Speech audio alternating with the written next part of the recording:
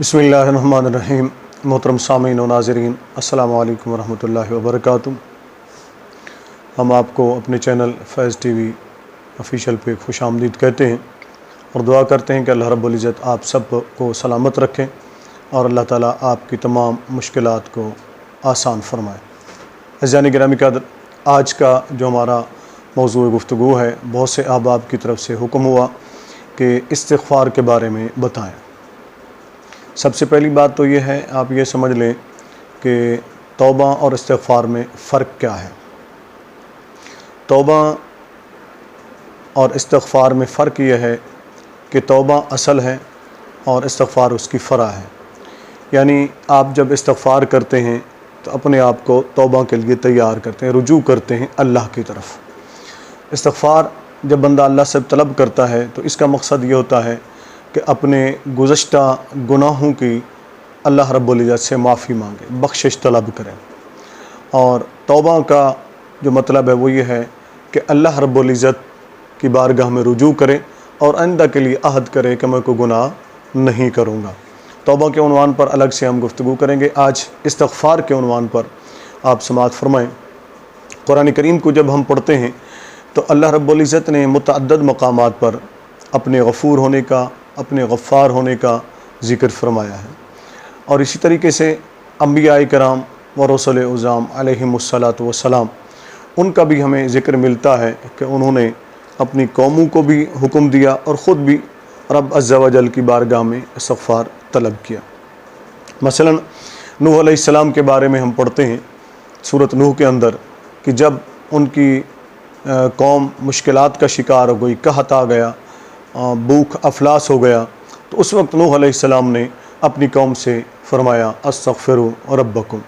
کہ اپنے رب سے بخشش طلب کرو، اپنے رب سے بخشش طلب کرو، استغفار کرو رب کی بارگاہ کے اندر، انہ کان غفارا،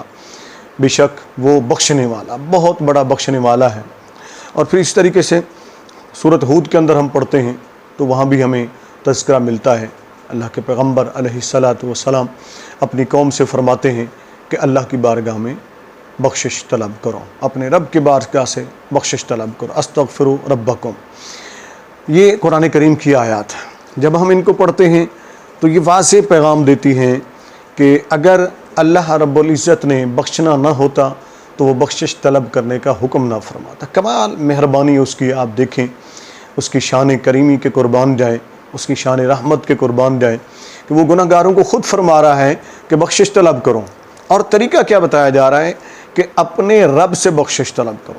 پھر ایک اور مقام پر آپ دیکھیں جو اہل ایمان کی اللہ نے نشانی بیان فرمائی، وہ یہ ہے کہ ربنا اغفر لنا، اے ہمارے پالنے والے ہمیں بخش دیں۔ یعنی بخشش کے ساتھ ربوبیت کا تذکرہ ہے۔ اس کو ہم اگر سمجھیں اور اس کی لذت اور اس کی چاشنی کو ہم محسوس کریں تو یوں سمجھ سکتے ہیں، جس طریقے سے ایک بچہ ہوتا ہے اپنے والد صاحب سے یا اپنی والدہ صاحبہ سے، اگر وہ صرف یہ کہتا ہے یا اپنے استاد صاحب سے صرف یہ کہتا ہے معاف کر دیجئے اپنے والد صاحب کو یا اپنی والدہ کو معاف کر دیجئے، تو اس میں وہ مزہ نہیں ہوتا ہے، وہ اپنائیت نہیں ہوتی۔ لیکن جب بچہ اولاد اپنے والدین سے یوں کہتی ہے ابا جان بخش دیجئے، ابو جی معاف کر دیجئے، یا ماں کو کہتے ہیں امی جی معاف کر دیجئے، اماں جی بخش دیجئے، معاف کر دیجئے، تو اس میں جو اپنائیت ہوتی ہے اس وقت والد بھی اٹھا کر سینے سے لگا لیتا ہے، والدہ بھی اٹھا کر سینے سے لگا دیتی ہے، اس کے اندر جو وہ ممتا ہوتی ہے اور وہ باپ کی جو شفقت ہوتی ہے وہ دونوں کے اندر بیدار ہو جاتی ہے۔ تو اس وجہ سے آپ غور کریں گے تو رب کریم نے یہ فرمایا ہے کہ جب مجھ سے بخشش مانگو تو میری ربوبیت کو سامنے رکھو، یوں عرض کرو کہ اے ہمارے پالنے والے، اے ہمیں رزق دینے والے، اے وہ ذات کریم کہ ہم کچھ بھی نہ تھے، تو نے ہمیں وجود عطا فرمایا ہے، ہم ماں کے پیٹ میں تھے اور تو نے وہاں ہمیں رزق عطا فرمایا، روزی عطا فرمائی، وہاں تو نے ہماری پرورش فرمائی، ہمارے لیے تو نے ہماری ماں کے سینے سے دودھ کی نہریں جاری فرما دی، پھر اس دنیا میں آئے تو یہ نعمتیں ملی اور ساتھ ساتھ دیگر نعمتیں تو عطا فرماتا گیا، اے ہمارے پالنے والے ہمیں بخش دے، ہمیں معاف فرما دے۔ بخشش کے اندر راز کیا ہے؟ استغفار طلب کرنے کے اندر راز کیا ہے؟ آپ ذرا دیکھیں، حضرت ابو ہریرہ رضی اللہ تعالیٰ عنہ ارشاد فرماتے ہیں کہ نبی اکرم رحمت کل عالم صلی اللہ علیہ وآلہ وسلم نے ارشاد فرمایا، سنن ابو داؤد کی حدیث شریف ہے، مشکات المصابیح میں بھی موجود ہے، کنز العمال میں بھی موجود ہے، کتب تفاسیر کے اندر بھی اس حدیث پاک کو روایت کیا گیا کہ نبی اکرم رحمت کل عالم صلی اللہ علیہ وآلہ وسلم نے ارشاد فرمایا کہ میں خود بھی دن میں 70 بار استغفار طلب کرتا ہوں۔ اور ایک اور حدیث کا مفہوم وہ بھی ساتھ سماعت فرمانے، آقا علیہ الصلوۃ والسلام ارشاد فرماتے ہیں کہ جو انسان 70 مرتبہ اللہ رب العزت سے استغفار طلب کرتا ہے، بخشش طلب کرتا ہے، معافی طلب کرتا ہے، تو رب تبارک و تعالیٰ اس کے 700 گناہ معاف فرما دیتا ہے۔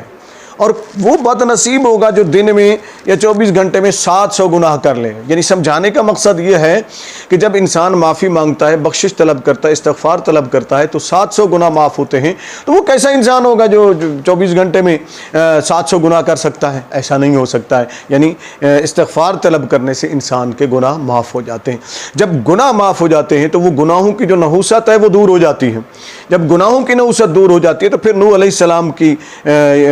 نوح علیہ السلام کا وہ ارشاد مبارک ہمیں ذہن میں رکھنا چاہیے، اور حضرت ہود علیہ السلام کا بھی ہمیں ذکر ارشاد گرامی ذہن میں رکھنا چاہیے کہ انہوں نے اپنی قوم سے فرمایا استغفار طلب کرو مشکل اوقات میں، جب قحط سالی تھی، جب مشکل تھی، جب پریشانیاں تھیں۔ کیوں؟ آگے انہوں نے ذکر فرمایا کہ جب تم بخشش طلب کرو گے تو پھر اللہ رب العزت تمہارے لیے آسمان سے بادل برسائے گا، یعنی بارش برسائے گا، تمہاری کھیتیاں سرسبز و شاداب ہو جائیں گی، تمہارے رزق میں برکت ہو جائے گی، اور تمہاری بانجھ عورتیں اولاد ذکور دینے لگ جائیں گی، اولاد نرینہ دینے لگ جائیں گی، اور اللہ رب العزت ان گناہوں کی نحوست کو تمہارے استغفار طلب کرنے کی وجہ سے دور فرما دے گا، اس گناہوں کی نحوست کو جس کی وجہ سے یہ بے برکتی آئی، جس کی وجہ سے عورتیں بانجھ ہو جاتی ہیں، جس کی وجہ سے گھر سے برکت اٹھ جاتی ہے، ملک سے برکت اٹھ جاتی ہے، معاشرے سے برکت اٹھ جاتی ہے۔ تو آئیے ہم استغفار کو اپنائیں۔ اب یہاں آپ کو ایک حدیث پاک اور میں سنا دیتا ہوں جو سنن ابن ماجہ کی، سنن ابو داؤد، مسند احمد بن حنبل و دیگر کتب حدیث کے اندر وہ حدیث پاک موجود ہے۔ حضرت عبداللہ بن عباس رضی اللہ تعالی عنہما ارشاد فرماتے ہیں کہ نبی اکرم رحمت کل عالم صلی اللہ علیہ وآلہ وسلم ارشاد فرمایا کہ جو انسان اللہ رب العزت سے استغفار طلب کرتا ہے، بخشش طلب کرتا ہے، اس سے معافی مانگتا ہے اپنے گزشتہ گناہوں کی، اور اس کو وہ اپنی عادت بنا لیتا ہے، تو رب تبارک و تعالی اس کی زندگی میں برکت عطا فرما دیتا ہے۔ اللہ رب العزت اس کو ایسے ذرائع سے رزق دیتا ہے کہ اس انسان کو سمجھ بھی نہیں آتی کہ یہ مجھے کہاں سے ملا ہے۔ یعنی اللہ رب العزت اس کے لیے رزق کے دروازے کھول دیتا ہے، صرف اس بنیاد پر کہ وہ استغفار کو اپنی عادت بنا لے، بخشش کو اپنی عادت بنا لے۔ تو بخشش طلب کرنا اللہ رب العزت سے گویا رزق میں برکت کا ذریعہ ہے، زندگی میں برکت کا ذریعہ ہے، عمر میں برکت کا ذریعہ ہے، معاشرے میں برکت کا ذریعہ ہے، ملک میں برکت کا ذریعہ ہے۔ اب آخر میں آپ کو حضرت امام حسن بصری رحمۃ اللہ تعالی علیہ کا ارشاد گرامی ارشاد پیش کر دیتا ہوں، جس کو امام قرطبی رحمۃ اللہ تعالی نے الجامع الاحکام القرآن کے اندر نقل فرمایا، اور اس طریقے سے علامہ ابن کثیر نے بھی اس کو لکھا، علامہ سید محمود آلوسی نے بھی لکھا تفسیر روح المعانی کے اندر، اور دیگر کتب تفاسیر کے اندر بھی، دیگر کتب کے اندر بھی یہ روایت موجود ہے کہ امام حسن بصری رحمۃ اللہ تعالی علیہ کے پاس ایک شخص آیا، اس نے آ کر عرض کیا حضور میرے معاشی حالات بڑے خراب ہیں، فرمایا جاؤ استغفروا ربکم، اپنے رب سے بخشش طلب کرو، استغفار کرو۔ پھر ایک اور شخص آیا، اس نے آ کر شکایت کی حضور مجھے اولاد نہیں ہو رہی، فرمایا جاؤ اپنے رب سے استغفار کرو۔ ایک اور شخص آیا، اس نے عرض کیا حضور میرے مال مویشی ان میں برکت نہیں، فرمایا جاؤ اللہ سے بخشش طلب کرو۔ ایک اور شخص آیا، اس نے شکایت کی، اس نے عرض کیا حضور اس طرح ہے کہ میرے کھیت کھلیان باغات میں برکت نہیں ہو رہی، پھل زیادہ نہیں آتے ہیں، فرمایا جاؤ اللہ سے استغفار طلب کرو۔ تو چاروں جو سوال کرنے والے آئے تو آپ نے جواب ان کو ایک ہی ارشاد فرمایا، فرمایا جاؤ اللہ سے استغفار طلب کرو، اللہ سے بخشش طلب کرو، اللہ سے معافی مانگو۔ اب حضرت ربی کہتے ہیں میں وہاں موجود تھا تو میں نے امام حسن بصری رحمۃ اللہ تعالی علیہ سے سوال کیا حضور سائل الگ الگ تھے، یعنی سوال کرنے والے الگ الگ تھے، مگر آپ کا جواب سب کو ایک تھا کہ جاؤ بخشش طلب کرو، اللہ سے استغفار طلب کرو، اللہ سے معافی مانگو۔ ایسا کیوں؟ حالانکہ ان کی ضرورتیں الگ الگ تھیں، تو آپ الگ الگ ان کو کوئی وظیفہ بتاتے، کوئی عمل بتاتے۔ تو آپ نے بہت ہی پیارا جواب دیا، فرمایا میں نے کوئی اپنی طرف سے نہیں کہا بلکہ میں نے اللہ رب العزت کے فرمان کو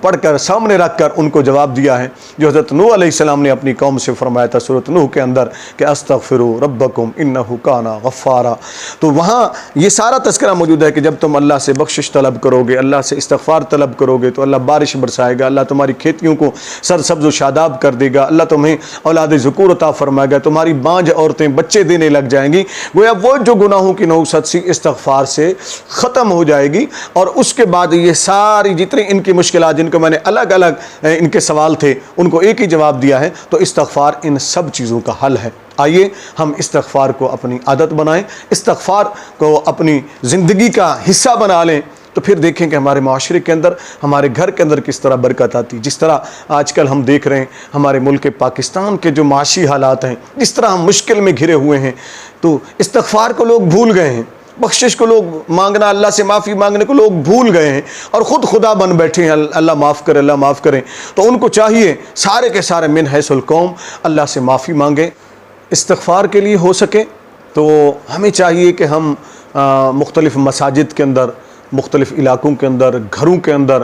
اجتماعی طور پر بھی ہم اجتماع منعقد کریں اور مل کر اللہ رب العزت سے استغفار طلب کریں، اس سے بخشش طلب کریں، اس سے معافی طلب کریں۔ انشاءاللہ العزیز اس